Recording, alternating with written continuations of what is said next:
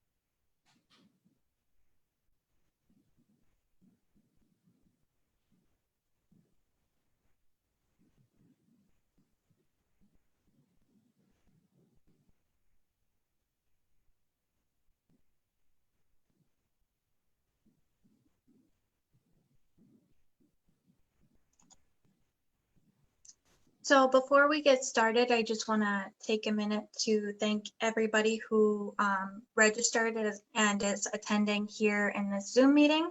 We're also streaming this particular program live to Facebook, but we won't always be able to do that with our program. So if you ever see any program that the library has coming up that you're interested in, make sure you register and you can register far in advance. You don't have to wait till the day of the program to register for that. So thank you all for taking time out of your day to come and meet with us. We all miss you here at the library. We miss being able to have in-person programs with you. So we are very happy to be able to spend a little bit of time with you today. My name is Tori. I'm the Programming and Makerspace Librarian here at the Whitewater Public Library. Here with us today is also our Youth Services Librarian, Dina, and our special presenter today, her name is Jenny Kalvaitis. She works for NASCO Education in Fort Atkinson.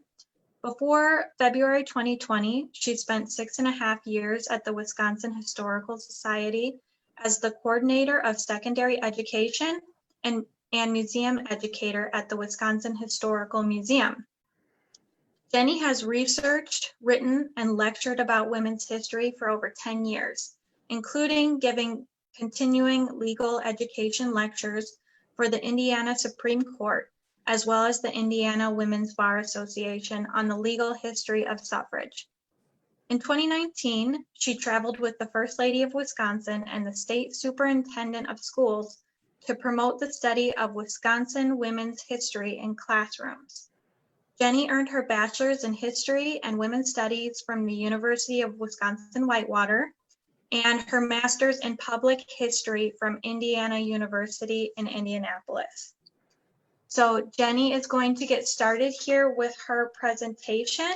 While she's presenting, feel free to type any questions you might have in the chat box or in the comments section on Facebook.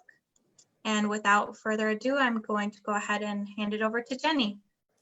Well, thank you to Tori and Deanna and the Whitewater Library for inviting me to speak today. And like Tori said, thank you to all of you for tuning in. I'm excited to share with you this story of really women's struggle for political rights. And as we all know, this is not something that is just a historical topic. It's also something that spans all the way to current events. And truthfully, since the United States became a nation, people have struggled in order to amplify their voices and extend their rights so that they have representation in government. And today I'm going to kind of go through almost like a timeline of women's history, starting in 1727 and talking about kind of all the way to 1965 and focusing on Wisconsin women and moments and events that really demonstrate kind of the struggle for political rights that has been centuries long. And today I'll be talking about some local figures and history and movements. I'll be talking about the statewide efforts as well as national context, because as we all know, we don't live in a vacuum. So it's incredibly important for us to kind of connect and have that continuum to understand the larger picture of what we're talking about. I also like to say that the women that I'm going to talk about today are historical figures, and we learn things from those who came before us. So sometimes the women who I'm going to talk about didn't fully understand or respect things like intersectionality. And we certainly have some problematic history within the suffrage movement itself, where it wasn't always a struggle for all women. It might have been more of a struggle for upper and middle class white women. And that is something that the movement and the history has to contend with, as well as means that that suffrage movement doesn't end in 1920, but continues on. So we'll be talking about kind of that full continuum today. And where I like to start, especially because we are on what is historically Ho-Chunk land, is one of the first women in the written historical record of Wisconsin history. Hopicaw, or Glory of the Morning, was the chief of the largest Ho-Chunk village in Wisconsin. It is just east of Lake Winnebago, near modern-day Neenah today, and Hopicaw rises to power in about 1727. And I mentioned that idea of a written record. One of the issues we have when studying the history of especially early Native people in Wisconsin is we know oral traditions, and then we have written records really starting at contact. So a travel explorer by the name of Jonathan Carver was traveling through the area, and he recorded some observations about Hopicaw, or Glory of the Morning, who had led her people for about 40 years. By the time he comes through, she was already a long-seated chief. She had led her people during the Fox Wars against the Meskwaki, and had been able to keep her people on their land. And what Carver wrote of her was, she was a very ancient woman, small in stature, and not much distinguished by her dress from several young women that attended her. I saluted her, which I did frequently, to acquire her favor. On these occasions, the good old lady endeavored to assume a juvenile gaiety, and by her smiles showed that she was equally pleased with the attention I paid her. Both of Hopicaw's sons end up succeeding her as chief during the turbulent times of the forced removal of the Ho-Chunk people from their lands by the federal government. And Hopicaw's descendants continued to call Wisconsin home. If you know the story of the Ho-Chunk removal, many, many people kept returning back to the lands that were ancestrally theirs to have. And this family continues on in Wisconsin. Pictured here, we don't have an image of Hopicaw, but we do have one of her descendants, and that is Betsy Thunder, who around the turn of the century was a medicine woman, well-respected member of the Decorah family, who was living on Black River Falls. So that legacy lived on, and typically, many histories have traditionally started with the forming of the United States. And so we generally often start this story of political rights actually around the time that Hopicaw is probably passing the torch to her sons. So just a few years later, right, we have this image of Abigail Adams here. And the reason that I'm talking about Abigail Adams is because on March 31st, 1776, she writes a letter that becomes well known in history. She's writing a letter to her husband, John Adams, as they're talking about, what the laws are going to be for this newly formed country. And in this letter, she uses a really famous phrase, which many people know, which is, "Remember the ladies." But I want to put that phrase in a little more context to give you a broader picture of what that letter said. What she wrote to her husband was, "I desire you would remember the ladies and be more generous and favorable to them than your ancestors. Do not put such unlimited power into the hands of the husbands. Remember, all men would be tyrants if they could. If particular care and attention is not paid to the ladies, we are determined to foment a rebellion and will not hold ourselves bound by any law in which we have no voice or representation." So those are some pretty strong words. And of course, we don't remember the line of all men would be tyrants if they could. The line that lives in infamy is that, remember the ladies. But ultimately, that rebellion that Abigail Adams mentions comes, but it comes slowly, and it comes in a different way than many people would think of a rebellion. Many women's movements come first really out of anger for others and then grow into something more. And that's what happens when Elizabeth Cady Stanton and Lucretia Mott meet at an abolitionist meeting and then come up with this idea of a Seneca Falls Convention. We hold these truths to be self-evident, that all men and women are created equally. We've heard these words or ones like them before, right? The version probably with "and women" more often. The original phrase is penned by Thomas Jefferson in our Declaration of Independence. And in 1848, the same year that Wisconsin became a state, the women of Seneca Falls purposely used the same sentence to open their Declaration of Sentiments. They simply add those two words, "and women," and it is the opening bell of a movement that would not close until 1920. And while it's kind of an upstate New York convention, there are women who would eventually move to Wisconsin or who, would be from the area who attended that convention. This newspaper article on the screen is about a woman by the name of Louise Smith. Louise was about 12 years old when the Seneca Falls Convention was held. So in 1920, when women get the right to vote, she's one of the few women who were at the convention that is still living. And she and her family would eventually come to live in Wisconsin, just on the road in Fort Atkinson.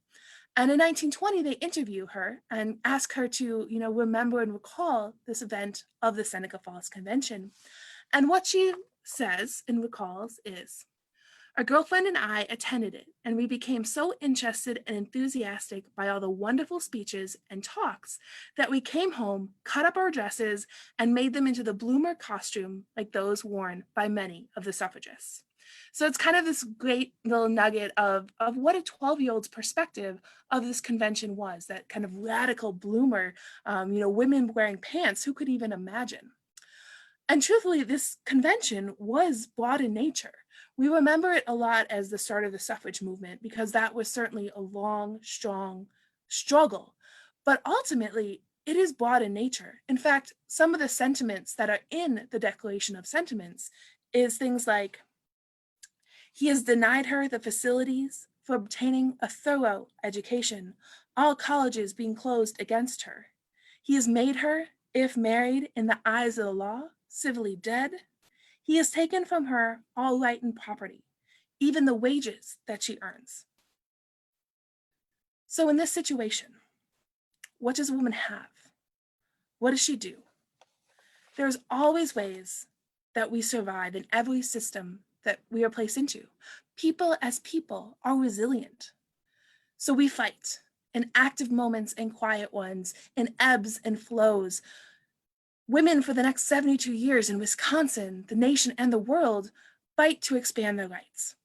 Often this struggle is divided by race, class, and political view, but ultimately, suffrage is unusual because if you were surging forward, you wanted that right to vote. And this movement really was divided by race early on. Although Lucretia Mott and Elizabeth Cady Stanton met at an abolitionist convention to pull together that Seneca Falls Convention, there was a big difference between believing in racial equality and wanting to end slavery. And in fact, when the 15th Amendment is passing and is passed, Susan B. Anthony goes on a national speaking tour talking about how white women deserve the right to vote more than Black men. And she even visits Janesville, Wisconsin to deliver these sentiments. But there's also prominent African-American women who are asking for the right to vote. The historical evidence of Black women in Wisconsin asking for the vote is fairly minimal. But in our neighboring states of Illinois and Michigan, there was an amazing strong history of strong leaders in both those states who are Black women who fought for that right to vote. And in fact, one of my favorite speeches of all time is delivered by Sojourner Truth, who after escaping slavery would come to settle in Michigan. And these words that I'm going to share with you is said that Sojourner Truth delivers them extemporaneously. At a meeting, she was provoked, and these words that she delivered, she was so moved and had so much vehemence in what she was saying that there's a rumor she even flashed the crowd to demonstrate the fact that she is indeed a woman. And what Sojourner Truth said was, "That man over there says that women need to be helped into carriages and over ditches and to have the best place everywhere. Nobody ever helps me into carriages or over mud puddles or gives me any best place. And ain't I a woman? Look at me, look at my arm I've plowed and planted and gathered into barns, and no man could heed me. And ain't I a woman? I could work as much and eat as much as a man when I could get it, and bear the lash as well. And ain't I a woman? I have borne 13 children and seen most of them sold off into slavery. And when I cried out with my mother's grief, none but Jesus heard me. And ain't I a woman?"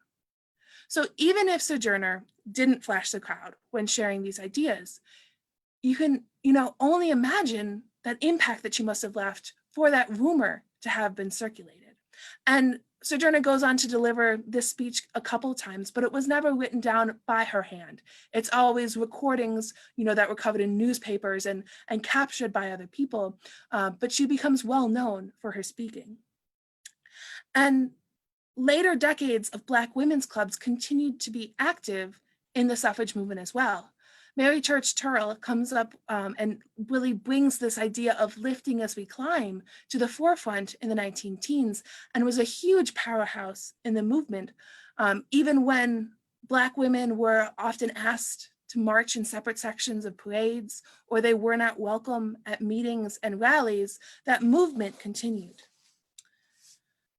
And the movement was spread across the United States in a number of ways. One popular method of spreading information was newspapers. And one of the best known newspapers nationwide is published by this woman here, who is Alice Stone Blackwell. And the Women's Journal became well known, well respected in order to kind of get that national coverage of the suffrage movement. Now, we also have papers printed here in Wisconsin that are important that also cover a variety of different information. Pictured here is Emma Brown, who actually publishes the longest running temperance paper in the United States. Emma and her brother Thurlow begin printing a paper in 1857 in upstate New York.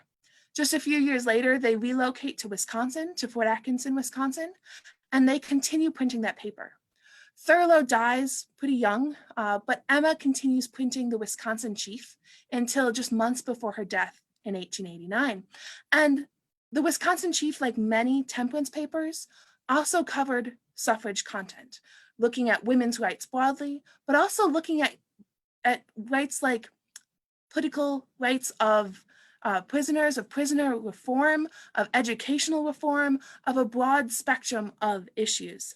And this legacy of newspapers comes even to the very close of the movement. Theodora Whitten Yeomans, who's pictured here, is well known in the Wisconsin suffrage movement for really keeping the movement together and going in some pretty hard years. And Theodora was a professional newspaper woman, working for newspapers outside the suffrage movement, and then also continuing the Wisconsin Citizen, which was the newspaper of the Wisconsin Women's Suffrage Association. And Theodora also is an incredibly eloquent writer.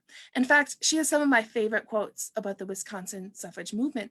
And one of them that I think is particularly eloquent, but also really transcends time and social justice movements, are these words here. Stones wear away with constant dropping. So do prejudices, which are much tougher. The political equality of women came because a little group of women had profound conviction that the enfranchisement of women was so fundamentally right and so absolutely necessary that it must be brought about.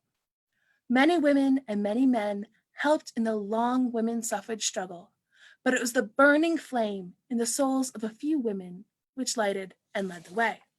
And certainly that is the kind of backbone of many movements, that it is a few women who help lead the way, or a few activists to help lead the way. So this is the fight then. Against society, women are fighting this uphill battle that prefers, them in the kitchen or on a pedestal. And in the 1800s, the state-by-state movement is the most popular tactic, meaning that women in each state are asking to extend their political rights at the state level. And they're asking for universal suffrage, meaning, the full right to vote. And in fact, in 1867 is the first universal suffrage convention in Wisconsin, and that's held just on the road in Janesville. And that same year, John Dow of Rock County introduces legislation in the Capitol in Madison to have a universal suffrage law go into place in Wisconsin. It doesn't go anywhere, but it is the first time that is introduced. Beyond universal suffrage, there's also what's known as the limited suffrage movement, meaning that women are asking for the right to vote in situations where, as women, stereotypically, they should be caring about. So one example of this is school suffrage. And school suffrage actually is first granted in the state of Kentucky in 1838. And women as women should be caring about school suffrage. Women are in charge of raising children. Many women are teachers, and therefore it kind of makes sense to give them the right to vote for school board elections. And in Wisconsin, women also get that right. In 1885, Wisconsin women are granted the right to vote in all school matters. And this is, a huge victory. And in Whitewater, actually, it's covered by the Whitewater Register. And what the quote is from the paper that day, on the first day that women can vote in the school board elections, is, "Surely a grand beginning has been made. The personal interest which women take in the suffrage privilege has been underrated. That more than 1/4 as many women as men go to the ballot box despite all of the natural hesitancy and reluctance which is naturally felt on taking the first step is significant proof of the earnestness with which they welcome the privilege, even as limited as it is." So Whitewater women had an amazing turnout at the polls, and it was recorded in that way. Now, the trick is that not all the women who went to the polls that day in various cities across Wisconsin were able to cast their ballots in school board elections. When you think about, elections that you have voted in, school boards don't appear on a separate ballot. Many times you don't only have school board seats in question, you have municipal seats, you have statewide seats, you have referendums, you have various things that you're voting for on that ballot. So there were no separate ballots or ballot boxes for school suffrage provided by the law, which meant that when women showed up to the polls and there were multiple issues on the ticket, some were prevented from voting. So Reverend Olympia Brown, who's pictured here from Racine, Wisconsin, she is the head of the Wisconsin Women's Suffrage Association and files a lawsuit. And the lawsuit is to grant women the right, their right to school elections, but also arguing that the language of the law that women had the right to vote in all school matters meant that you could interpret that to give women the right to vote in municipal elections, because certainly town board seats and city seats, they impact school budgets. So that is a school matter. And so she's arguing to extend the right to vote to women in this court case. And it makes its way all the way to the Supreme Court of Wisconsin. And in 1887, they decide against Reverend Olympia Brown. The Supreme Court says it's not intended, the law is not intended to give women the right to vote in anything other than school board elections. And more than that, because no separate ballots and ballot boxes were provided by that law, women would not be able to exercise their right to vote in school board elections until such changes were made to the law that granted women that ballot and that ballot box. It would take over 10 years for that law to be changed and for women then to be able to exercise their right to vote in school board elections. So that backfired a little bit. And that delay, probably comes from a couple reasons. So we're talking the end of the 1880s. By the time we reach the 1890s, many suffragists refer to this period of time as the doldrums. So everything just kind of takes a back seat, and suffrage is not gaining momentum in the 1890s. And there's likely a couple reasons. One is probably because, in 1893, there's the Great Depression before the Great Depression. And historically, in times of economic strife, social issues take a back seat as the economy struggles and people struggle to survive. But also in Wisconsin, I think that we can also tie this idea of for home protection that's becoming popular in the Women's Christian Temperance Union that is being forwarded by Frances Willard, who lived in Janesville for a little while, as one reason why we especially aren't gaining traction for the vote in Wisconsin, because of course the Women's Christian Temperance Union is also pushing for prohibition. And this idea of for home protection ties together really, really closely, really tightly, the idea that women's suffrage will help bring about prohibition, which then will protect women. And the Women's Christian Temperance Union often gets a bad rap for, being against drinking and therefore against fun in this way. But ultimately, alcoholism rates at the end of the 1800s are astronomical. There's a number of theories as to why, but if you even just think about the Civil War and the horrors that people saw, as battles broke out in people's backyards, as family members went off to war and then you just never saw them again, and people didn't have PTSD and there wasn't that understanding. So there was a lot of people drinking to forget. And in many states and during various times, women don't have property rights. So a husband could drink away all the money and then women are left not being able to pay rent or feed their children. So this idea of temperance and prohibition and suffrage was an important one for them to forward, but we sometimes forget some of that context. I also always like to point out that prohibition is the 18th Amendment and suffrage ends up being the 19th Amendment. So it passes even without women having the right to vote. But all of that is to say, by the time the suffrage movement is re-energized, we're talking about the 1910s, there's a whole new generation of women leading this movement. And they're fighting for this right to vote in a very different way than the women who came before them. Tactics that you would often see covered in the newspaper in the 1800s are things like women going to the Capitol and sitting in the galleries and knitting socks while listening to the legislators to demonstrate that they could do their womanly duties as well as be politically involved. By the time you get to the 1910s, you have women who are starting to make spectacles. On the national stage, you have the National Women's Party really forwarding a lot of these public spectacles. Things like this photograph you can see of Inez Milholland dressed all in white on that white horse. And that's where the idea of suffrage whites comes from, or political women wearing all white. It's a parade that is specifically meant to be a public spectacle, to take over the streets and demonstrate that women were equal and that they were demanding this right. And this isn't just something that's happening on the coasts. The image directly below that of the sail, and then the note of "We are rudderless, we need the ballot," is from a parade in Oshkosh, Wisconsin. The woman with the big hat and the white dress is handing out leaflets on a corner of downtown Milwaukee. And these efforts are especially led in Wisconsin by the woman who's sitting at the typewriter. That is Ada James. And these tactics become popular, especially in 1911 and 1912 in Wisconsin, because in 1912, there's a referendum.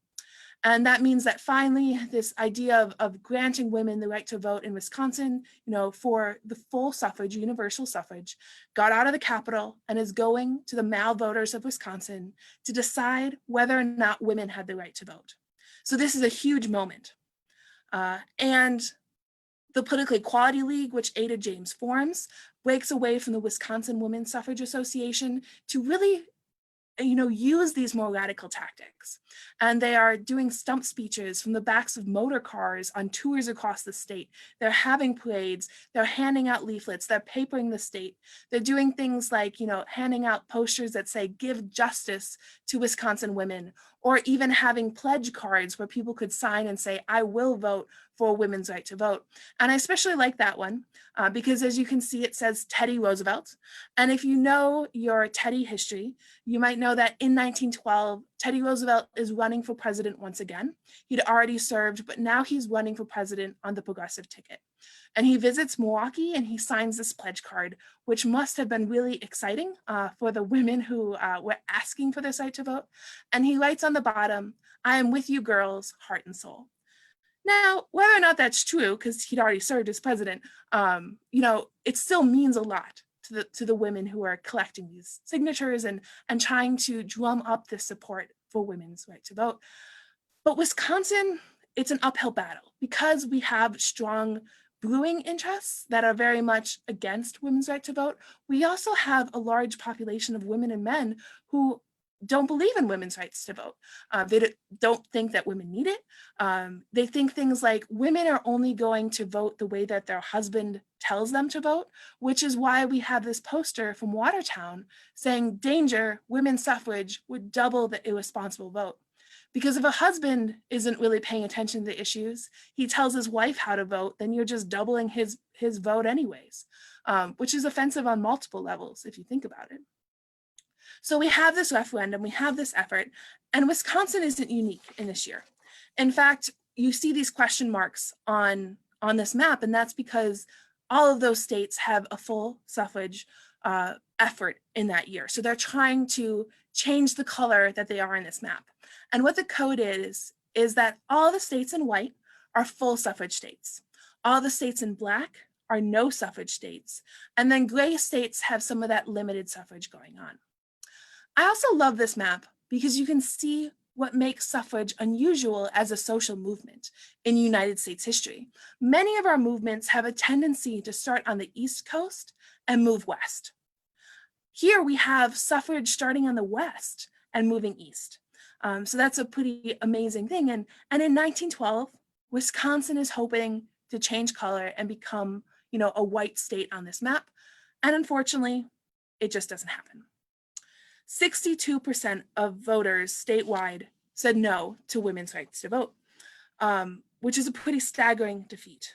And when you look at county by county, there are some counties, like Ozaukee County, that 87% of male voters voted against women's suffrage. So it was a devastating blow. Women had really committed themselves a lot to this movement. They had a lot of hope in 1912, and when they're left kind of picking up the dust and deciding how to move forward, the Wisconsin Women's Suffrage Association and the Political Equality League form back together again. Women are unsure how they're going to advance. And Theodore Winton Yeomans then takes the helm of the Wisconsin Women's Suffrage Association and leads that organization. And what she said was, We rested a bit after that campaign. We needed it, but the rest was short. So Theodora, and the women of the suffrage movement begin to really focus on the idea of education, because it's clear that educating Wisconsin's populace is the way to demonstrate, why women get the right to vote, make sure that women, when they get the right to vote, are going to not just listen to their husbands, but are going to be responsible voters. So they do things like hold suffrage schools. But ultimately, women in Wisconsin and in numerous states, because this is a common trend, they begin looking for federal intervention, something like a constitutional amendment that would then grant women the right to vote. And as these quiet efforts focusing on a national movement begin, something changes dramatically. And while war is never a good thing, women were able to use World War I to their advantage. Many saw the war as an opportunity to demonstrate their equality, to serve their country, to demonstrate their commitment as citizens. And with millions of men away from home, women filled manufacturing and agricultural positions on the home front. And others even, went to war with men, and they worked on the front lines as nurses, as doctors, as ambulance drivers, as translators, and in some rare cases found themselves on the battlefield. And women's employment rates really did skyrocket during this time as well. So in 1914, about 23.6% of working women are captured as being in the workforce by the Department of Labor. In 1918, that goes up to 46.7%. So those numbers double. Now, the reason that I kind of had this like captured by the Department of Labor phrase is ultimately because they never counted women in domestic service. So if a woman was working, in a home, even if it's somebody else's home, as a maid, as a cook, then they're not going to be counted in this statistic, which is a problem because many lower class women had jobs that were in domestic service. So that's a skewed number, but ultimately what you see is that those numbers that they are counting doubles. So women are demonstrating that they are filling the shoes of the men who are being sent over to Europe. And women are also, at home doing things like planting gardens and conserving food to send to the men in Europe and feed them. They're also, contributing in any way that they can. There's rationing, and they are committing themselves to this kind of complete war. At least that is one tactic. There's also another tactic that unfolds when the United States enters World War I, and that is a tactic used by the National Women's Party. And you can see here a picture of a woman by the name of Virginia Arnold holding that Kaiser Wilson sign. So the National Women's Party decides to picket the White House in 1917. This had never been done before. There'd never been a picket of the White House. And not only are they picketing the White House, they're picketing the White House of a wartime president. So they knew that this was going to cause problems, but they were making a statement. And on August 13th of 1917, a crowd began to taunt and intimidate the suffragists, who were nicknamed the Silent Sentinels because they weren't marching, they weren't screaming, they were more so standing there with their signs, with their colored standards. But eventually, they began being pelted with eggs and tomatoes, and soon that crowd kind of graduated to ripping the banners and the colored standards out of their hands. They began whipping them up and distributing them as souvenirs. And because the women knew this was radical, they did provide and bring other colored standards and other banners. And by the end of the day, it's estimated that they lost about 20 banners and 15 colored standards to a group of about 3,000 people who were yelling and screaming at them. A number of these women were also arrested for obstructing traffic and sentenced to time in a workhouse. So we have these two very different tactics coming out of this divisive time. We have the National Women's Party, led by Alice Paul, standing outside the White House picketing. And we have the National American Women's Suffrage Association inside the White House with Carrie Chapman Catt talking to the president, trying to convince him to have women get the right to vote. And Carrie Chapman Catt was actually born in Wisconsin. And eventually, Wilson does relent. In a letter that President Woodrow Wilson actually writes directly to Carrie Chapman Catt, he noted the democratic reconstruction of the world for which we are striving and which we are determined to bring about at any cost will not have been completely or adequately attained until women are admitted to the suffrage. So Carrie Chapman Catt had finally gotten this confirmation that Wilson was convinced of women's right to vote. And in numerous efforts between January of 1918 and June of 1919, 5 times the suffrage bill was brought up. And ultimately, suffragists continued to lobby. And in May of 1919, it was clear that they had the support. So on May 21st, the amendment passes the House. On June 4th, it passes the Senate. Both votes were extremely close, but they did pass. And then on June 10th, it goes out to the states to ratify this amendment. And something unique happens in the Midwest. We race to become the first states to ratify the 19th Amendment. Both Illinois, Wisconsin, and Michigan all take up this ratification on June 10th of 1919, and the effort is to become the first state. In Wisconsin, we begin kind of playing politics on the floor, and there's a conversation, and we soon get word that Illinois has voted. Not to be beat, though, we decide that we are going to choose 76-year-old David James, after we ratify, which we do quickly, 76-year-old David James to race to Washington, D.C. and become the first state to file our paperwork.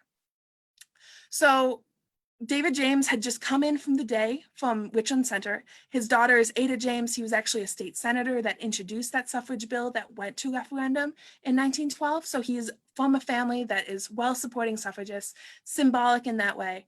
But he just came to watch the proceedings. He didn't plan on taking a trip. He borrowed his daughter's handbag and he borrowed money from the Secretary of State in order to go race to Washington, D.C.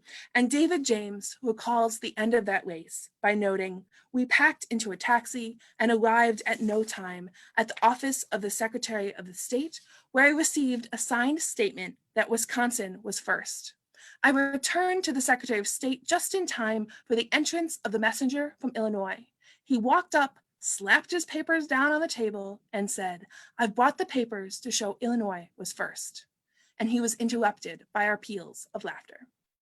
So Wisconsin files their paperwork first. Illinois technically votes first, but we also learn that there's a mistake in how Illinois votes, and a week later, they had to revalidate their vote. Illinois says that they're the first state to ratify the 19th Amendment. Wisconsin says we are. And I like to think that it's Wisconsin for a number of reasons. One, it's a great story, but also Wisconsin clearly wasn't pro-suffrage. So the fact that from 1912 to 1919, we pull this 180-degree turn and then race to give women the right to vote after denying them handily in 1912 is amazing. And Illinois has a better suffrage record than we do. In 1913, they gave the women the right to vote in presidential elections. So the fact that Wisconsin has this 180, I think, really means a lot that it's number one. But it's still up to argument and discussion. And ultimately, it doesn't matter until 36 states ratify, because it's not like women in Wisconsin could vote once Wisconsin ratified. They have to wait for the process to be undertaken. So Tennessee ratifies as the last state in August 18th of 1920 that they need in order to get the 19th Amendment. All of the I's are dotted and T's are crossed on August 26th of 1920, and we know that as Women's Equality Day. But is the fight truly over?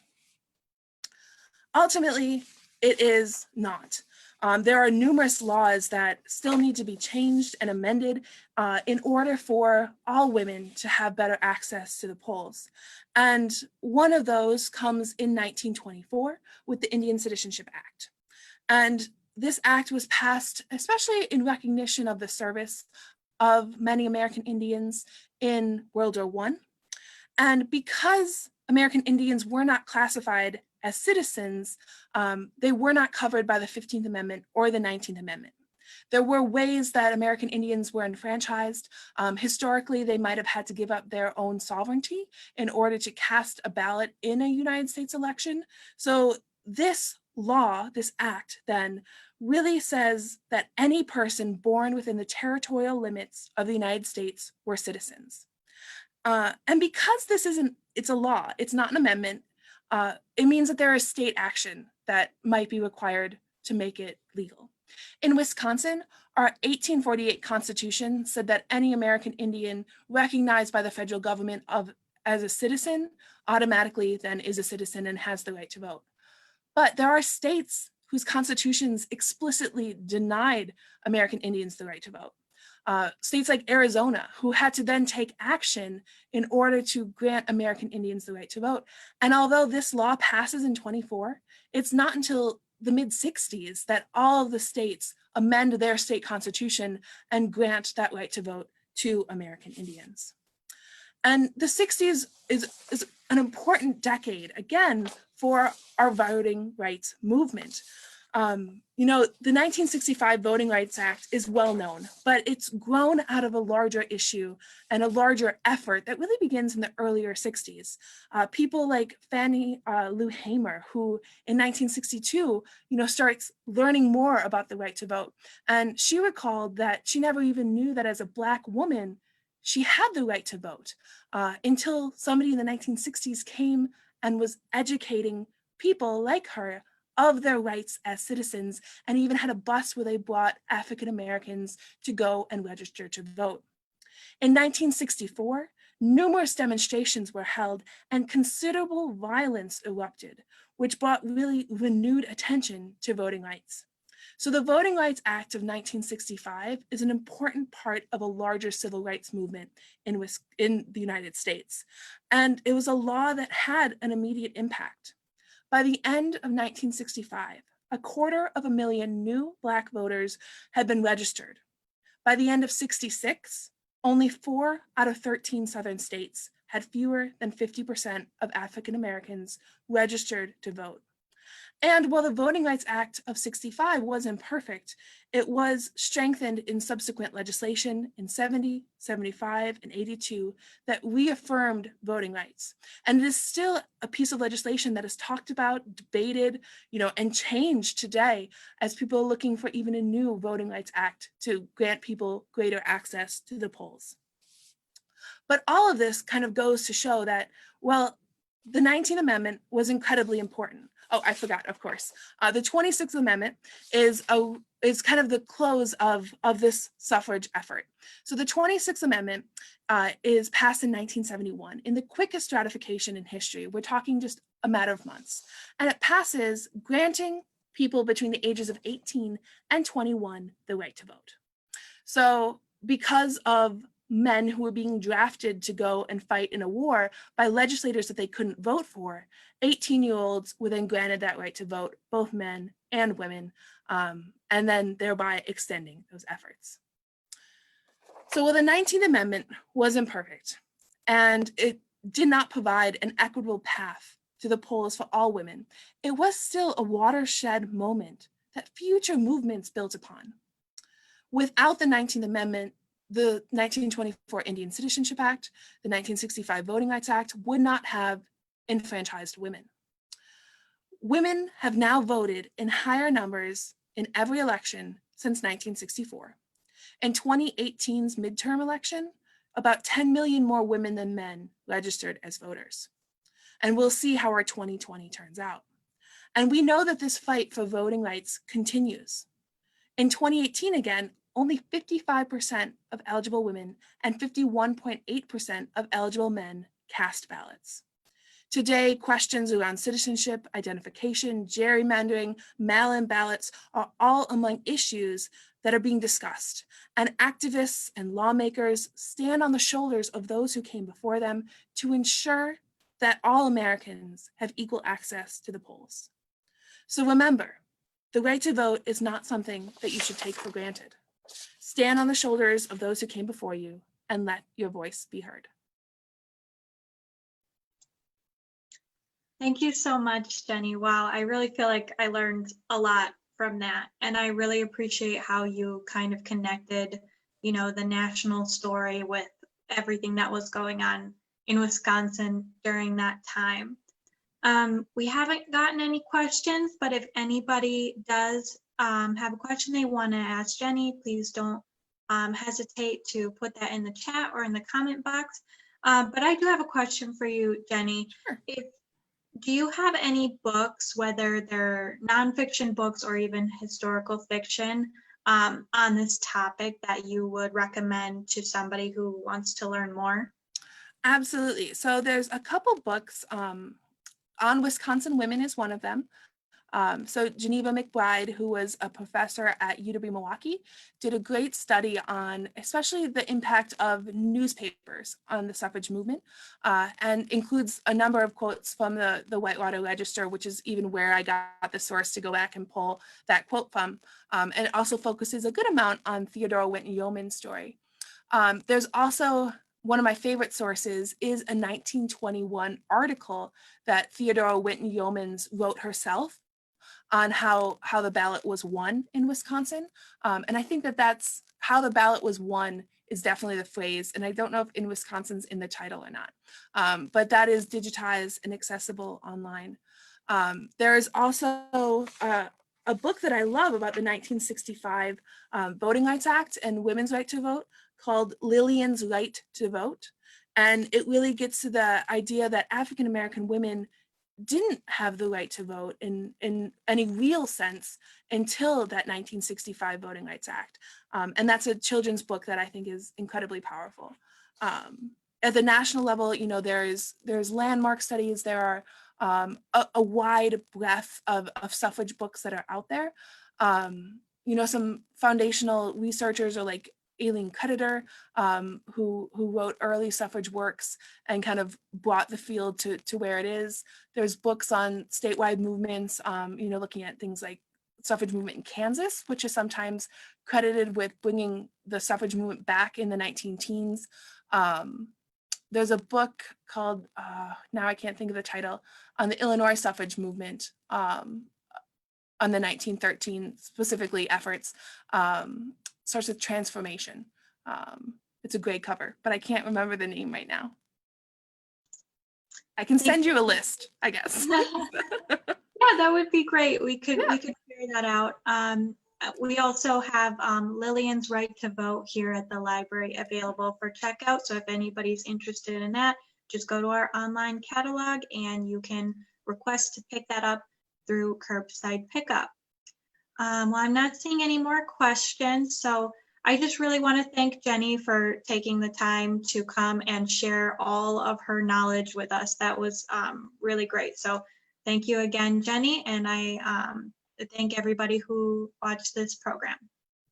Thank you. Have a great one.